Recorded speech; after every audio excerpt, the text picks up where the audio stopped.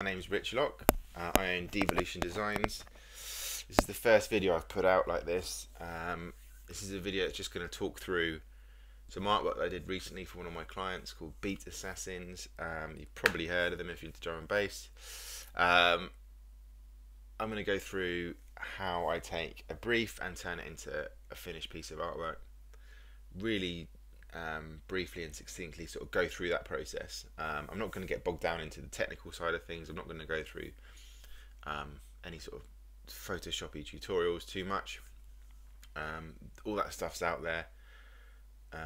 It's not, you can find everything that you need online. It's been done to death. You know, if you want to make 3D text or whatever, or learn to use blending modes, then it's all out there. I'm not going to waste your time going through that. What this is about is sharing my process, hopefully giving some inspiration to other people, in the same way that I'm inspired. I get emails fairly often from people saying, how did I create this, or how did I get into this, or whatever. So it's kind of nice. I think I want to do some videos and chuck them out there too, sort of share my process a bit. And it's kind of nice to sort of look at other people's processes and you know, just share stuff online and kind of get people inspired to create stuff. And this isn't about, you know, this isn't really aimed at beginners or advanced. It's not really about that. This is just about, like I said, sharing the process and, you know, the way I work. And it's always useful for me to see the way other people work, and I always take stuff from other people and the way they work, and kind of bring it into my workflow and how I work around things and how I go about creating artwork. So let's get right into this. Initially, I'm given a brief, and this is the brief here. This is the brief from Beat Assassins. So they want a sound system overloading, speakers blowing up, etc., etc. I'm sure you have loads of ideas on that one. Again, the track is quite full on, so the artwork can look gnarly. So, you know, this is the kind of typical of the kind of briefs that I get, and I've worked with these, well, Beat Assassins for a long time now. I rebranded Beat Assassins, and I've worked with them since then to create artwork and sort of build the brand a bit. So I understand what they want. I read between the lines on this. I understand what the kind of thing they're going for. You know, it's an in-your-face drum and bass track. So it needs to pop out of Beatport or iTunes, wherever, and grab people's attention and kind of fit in line with that market of, you know, the stuff that sells really well on those websites.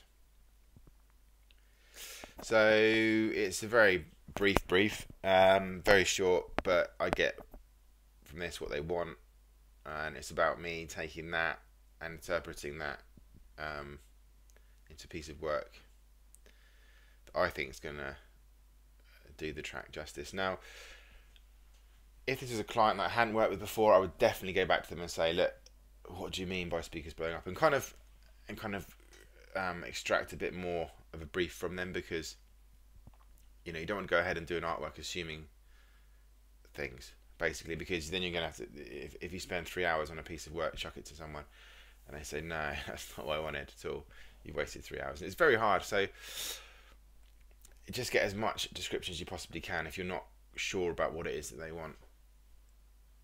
Okay, so I've got that brief in my head. I've done a little bit of looking online at a few different images and things like that, and kind of getting a bit of inspiration. In my head, I've got an idea about what I want this to look like, more or less. So I jump onto a website like Adobe Stock, which I use a lot, and find some images. In fact, actually, let's jump back a second. I'm going to show you what the artwork looks like. So the finished artwork is here. So you get an idea about what this looks like. You know, it's very much in your face, a lot of layers and kind of energy in that, and you know, you've got these speakers that are literally, looks like they've just been overloaded with some sort of mental, you know, charge, and they're exploding because it's just too much for them to handle. It's very much on brief, and you know, there's no clever layout stuff going on here. This is very much about a high impact, straightforward image. It's going to grab attention. We're not trying to push the boundaries of graphic design here. We are about creating something that's going to work and do the track justice. You know, this isn't about creating some cool minimal typography or anything like that. do that stuff, you know, for other clients. But you know, it's not. There's no point in trying to shoehorn a style of design onto something that's not going to work. You know, sometimes you just got to do something that's just a bit fun, and this is what this is. So let's get back to this. Right, so Adobe Stock is what I was on. Looking for images, found these speakers, look kind of cool. I think they're 3D renders. Nice and isolated. Here's a tip for you if you're on Adobe Stock and you want to find something that's easy to cut out. Type in isolated at the end, so like speakers isolated or whatever, and it'll come up. And a lot of times you'll find stuff on a white background that's very easy to cut out, because you don't want to waste your time cutting stuff out with some ridiculously complicated background. It's just a pain in the arse if you can avoid it. So good quality stock images to start with. You don't want to muck about getting stuff from Google or any of that crap. Don't get into that. You're not allowed to use it anyway, but I've seen it of so many pieces of artwork. People just nick stuff off Google and chuck it on, and it always looks bad. It always does. So don't bother doing that. Get yourself some good samples. Get yourself some good sample images. So you've got this image here. I've cut it out really quickly because it's so easy to cut out. All I've done is, I'm not going to go through the technique of cutting stuff out, but I'll just say I did a quick select and I just got it into the image. So we'll shut that one down. So I've put my guides onto there, so I know what's going on in terms of where the canvas is, where the center is. You know, you've got that to work around. So I've chucked the speakers in there. Now what I've done is I've added levels on, just to, you know, they're a bit grey and a bit wishy-washy. So I've done that, stuck the levels on there. That's a little bit harsh on that level if I'm honest, so I might adjust that.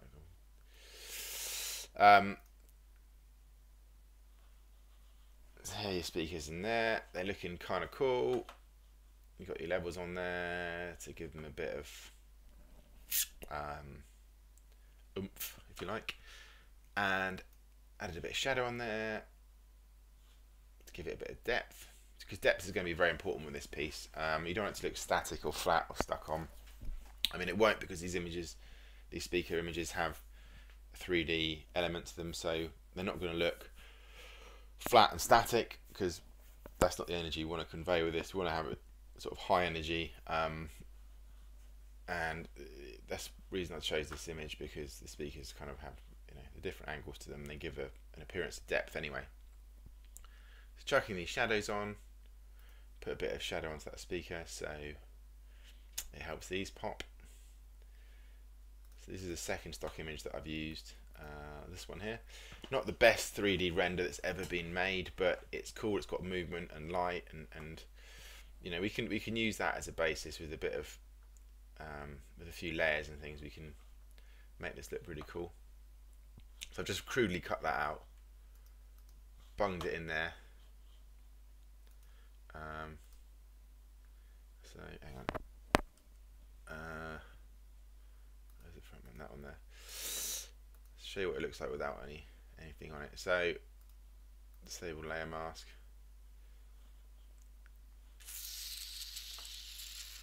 Just chucked it in there. Adjusted the levels on that as well to make it, to blacken out the blacks more, because I've put on a screen blending filter up here, which what that does is that knocks out all the blacks and just has all the whites there. So yeah, ends up looking like that. Now what I've done is I have, let me just get that to that, right. What I've done here is I've kept these as smart objects. Everything on here, as much as I possibly can, unless I forget, I keep as smart objects, because smart objects allow you to play with them. You can make them big, make them small, without it rasterizing it and rendering it, so you can't edit it. You can also put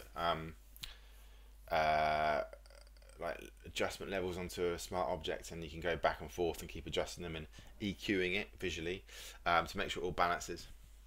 So I've done a bit of that already on there, just to make that image kind of work. Next up, I normally stick a background colour in, get colour in there as soon as possible. So I've looked at online, I found this image, a bit of sort of research, into colour and kind of looking at colours that are inspiring for this piece and kind of have like a I don't know, the right energy almost, you know, just gonna feel like gonna work. So I found this and I really like this orange. I like this sort of turquoisey dark colour, and it's got that cool little bright greeny turquoise in there as well, which is nice balance. So I've chucked in a background colour. I've added some shadow in, so a slightly darker colour there to give it a bit of depth. Pretty hard shadow there just to give it even more depth. And then I've added in some shadows at top and bottom to almost to frame it and just to focus the eyes onto the middle bit. And that sort of go, you know, you don't want, there's too much blank space up there. And when I later put on the text and the logo, I don't want, you know, I want it to sort of jump out, and the text, the logo, if it's light, will against the darker background will pop out a bit more and give it a bit more depth. Okay, so that's where we're at the moment. I've then added in some background texture. So this is this image here, which is just a nice weathered sort of plaster image. Again, Adobe stock. Chuck that on there. Change the blending mode just to make it blend in. So already it's looking kind of nice already. You know, it's potential in this image definitely. Next up, we're looking at the smashes, I've called them, which are the glass layers. So I think I've relabeled these. Bear with me. This no. Okay, I've not got it open. There's a big like smashing image, which actually I can double click on and show you. It's a smart object, so if you double click on that, it takes you through to that. This is the stock image, unedited. Really nice, smashing glass, high definition image. Great, it's a great texture to use actually on a lot of these sort of pieces. I use it fairly often. So stuck that on there, and yeah, I know it's glass, but this is, you know, it just gives that exploded feeling. Same on that side, and a bit in the middle. So already we've got this cool kind of explosive, high energy feel, and I think we're pretty much on brief with this already. Added some foreground glass in, just to frame it a bit. It's almost like this glass is a bit closer than the rest of the glass. Again, this isn't a photorealistic image. It's just about creating something that is impressionistic but has a feeling and a vibe. So on these layers here, this foreground glass layers, I have added some blur to make it look like the camera's focusing on the middle, and that would be slightly blurry up there. It's out of focus, and again, adjusted the levels because if you see that this bit here, it's not completely black, so I adjusted the levels to not, after doing the linear dodge, just to block that out. Okay, again, like I said, I'm not going to get into the techniques of this, but look at blending modes and get to know them because they're really handy.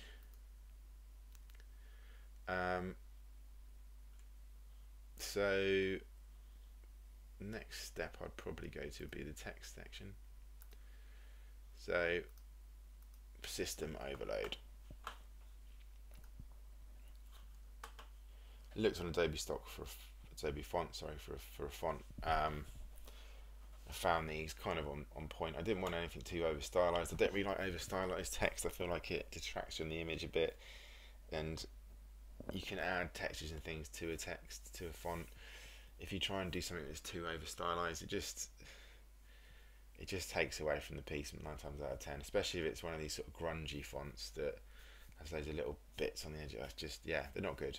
Keep it simple. So this is a font called Purista, which is just an Adobe stock font, so totally cool to use. No DaFont stuff going on here. Chuck those on and played around with the layout of the text. Again, as I said earlier, it's not really about sort of creating a cutting edge graphic design piece. This is about just creating something that's going to be high impact, so keeping the text layout really simple. So I've added in the text here, chucked on some effects, same with that. they're kind of overlapping slightly, which is nice because it gives that depth, which is what I'm trying to build up with this piece. I think really it's just, you know, you've got the back layer, then you've got the speakers, then you've got the text over it, so it gives that impression of depth, which is kind of cool. What I've done next is I've done a layer over the top of system, so I've duplicated that layer, duplicated it and changed the effect so it just creates a stroke. So I've knocked out the fill, just created a stroke on it and a little bit of shadow. It almost makes it like it's got a rim to it, if you like. Added in some textures here, so I've masked these textures off. We've got a little cool sort of speaker grill texture, which is obviously on brief, and it kind of just pulls it all together. And then I've added over a little bit of a grunge texture as well on top of it, just to give it that extra sort of detail really. And I've done the same on the overload text.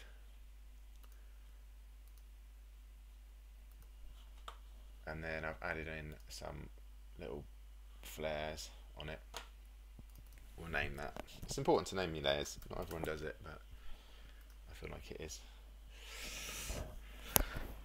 So yeah, it's looking kind of cool. We've got the text going on. We've got the speakers going on. We've got this energy of the smashing going on. I mean, we could bung the logo at the top and call it a day, and to be honest, you know, I've seen worse out there for sure, and that would be a nice little piece. I will bung the logo in there. Now the logo goes behind the speakers, it's just slightly dipping behind again, we're just having that depth.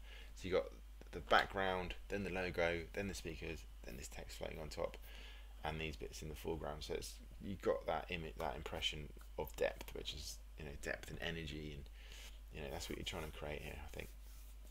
This is the Beat Assassins logo. This is the logo I created for them a while ago. It's got a load of colours and effects and everything else on that already, which I saved into a smart object, which is here. If you look, tons of layers turned off. I mean, it's not very well organised, but that's a smart object. So I could just drag that onto any piece that I want to, working for them, and all those effects will come with it, and I can easily adjust colours or whatnot. So what I've done here is I've just added some hue and saturation and some drop shadow, because the hue and saturation allows me to change these colours very easily without having to sort of redo the logo each time. So I can just change that to blue or green or whatever, and it just allows that logo to have a sort of unique identity with each piece, so it always looks different. So yeah, as I was saying, I mean, we're almost there really. So I feel like I wanted to push this a little bit further and really make it look a bit more crazy. So I've chucked in some cool electricity images here. This one, Mental. It's just from Adobe stock. Again, I think it's, you know, obviously a 3D render thing. Taken that, bunged it into here, and I've changed the colour and the saturation a bit just to take out all of this sort of noisy blue around the outside. Blending mode to lighten. Again, these are smart objects because it allows me to go back and forth. If you click on a smart object, all you got to do is click on it and you go back to the original image. So it's a really little powerful technique, and it's just such a good way to work. I mean, it does make, you need a good computer because it can slow things down, but you know, it also, if you're working on, it just gives you a way to retrace your steps, which is really important, because if you get too much into a piece of work and you're just cracking on and rendering stuff and doing tons of layers, you're going to get to a point where you're like, something's not working and you need to go back and you can't. And I'm not talking about flattening layers, I'm just talking about working with layers that aren't smart objects, and if you chuck adjustment layers onto a normal layer that's not a smart object, you might, after a while, you can't undo that, and you're stuck with it. And I've had it before so many times where you're just stuck. So definitely work with smart objects if you can. So yeah, we're looking kind of cool. It's looking nice.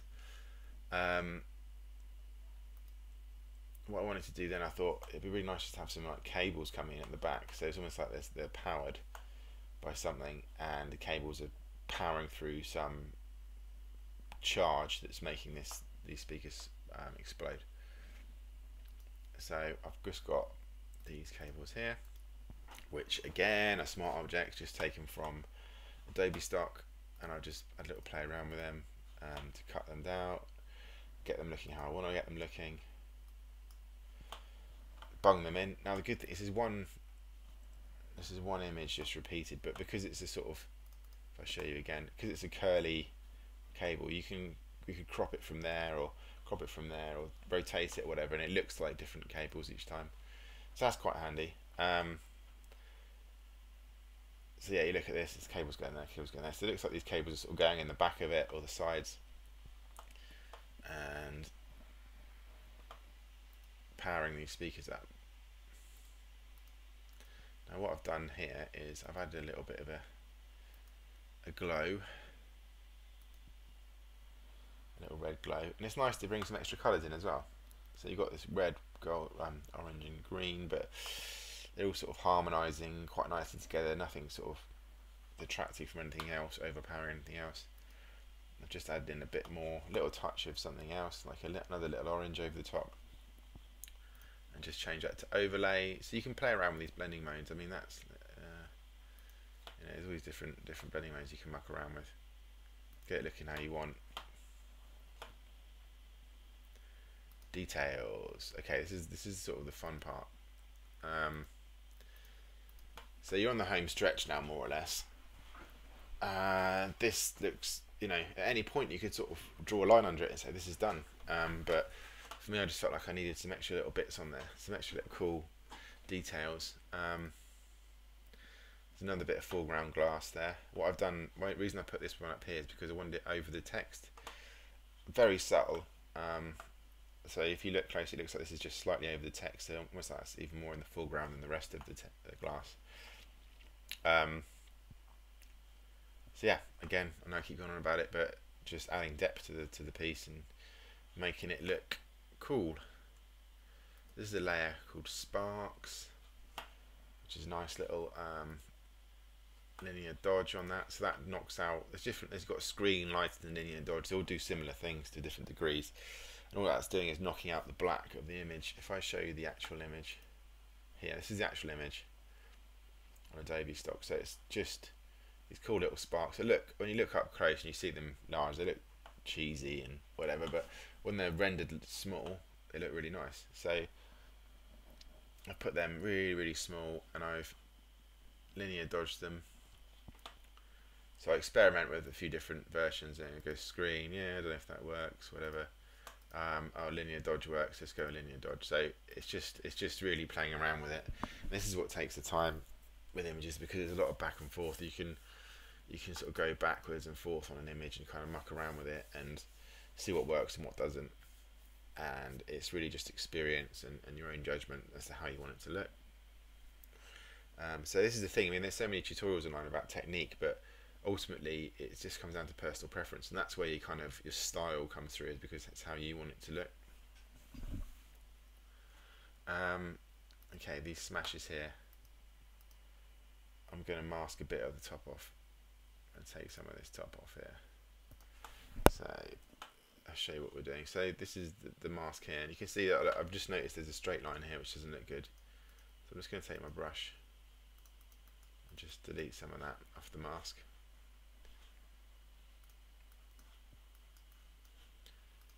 For these, just to make sure there's no, oh, do excuse me, we've gone into something here. Right, so there we go. Just tie that up a little bit, just to make it look a bit more random. I mean, no one's going to notice that, but I do. Yeah, so where were we? Sparks. Put the sparks in there, and we're going to put some color overlays on it. And these color overlays are just brushes that I've put on there, and just screened them, just to give it a bit of a glow, a bit of energy. So it's looking really nice. Final stage, adjustments. Now, there's a little secret here. It's not really a secret, actually, thinking about it, but it's something that I've done. It's something that I do on some pieces like this that's quite cool. So I've got a colour balance there just to make it a bit more red. I give it a bit of warmth. Levels, just because I thought it was looking a bit black, so I've lightened it a bit. Colour lookout is a good little thing to play with. It's a really good adjustment. It's quite versatile. You can play around with these little filters here and here and the opacities, and you get very different looking finished looks. Yeah, there we go. That's HDR toner.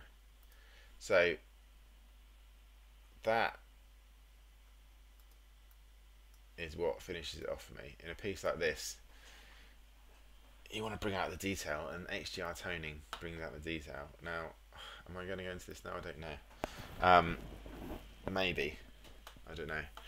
Oh, I look into HDR toning. Basically, is adjustments, HDR toning.